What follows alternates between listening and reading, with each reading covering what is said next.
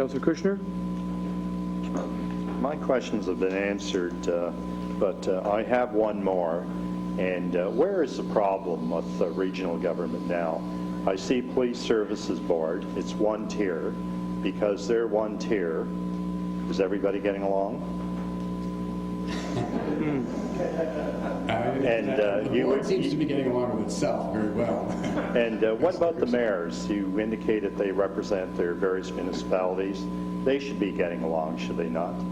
Well, they should, but they also have to bring to their to the regional council the opinion or direction or position of their city council, and they do that by themselves.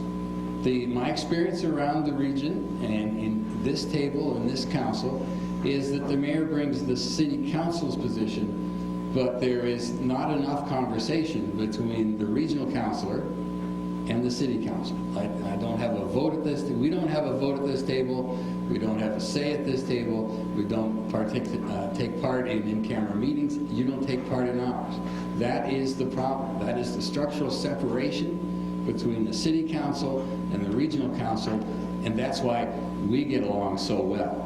That's why there are such issues around the region. When the region decides to set a water rate, and there's fury at every city council because they weren't involved in the process, and that they don't like the results.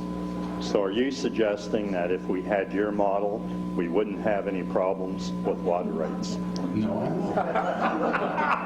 I'm suggesting that those problems would get shared and discussed much more at both levels, between the two parties, between all 12 parties, and that the solutions that come from at the region will have stood the test of this council before the region comes up with it, because there would be 6 around this table sitting at the region, and the other 6 would not let the regional 6 get away with anything without lots of discussion on it. And that's common around around the entire region. That's why you need the 2 working as partners, as a team, not as a second tier, a separated, no contact game here. And that's the problem with this, the way it stands, and why after 40 years we're still asking why is the Niagara region not moving ahead like Halton, Durham. Okay, you brought forward economic development. Yes. Are you suggesting we'd be better off by abolishing all the local development offices and having one for the region?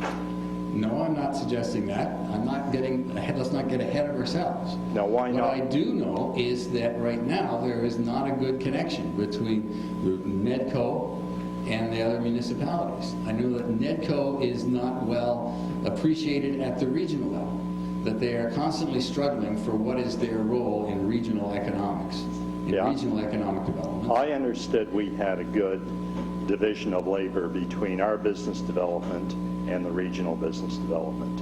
And you're suggesting that's not true? Well, what I'm suggesting is that we have a defined relationship.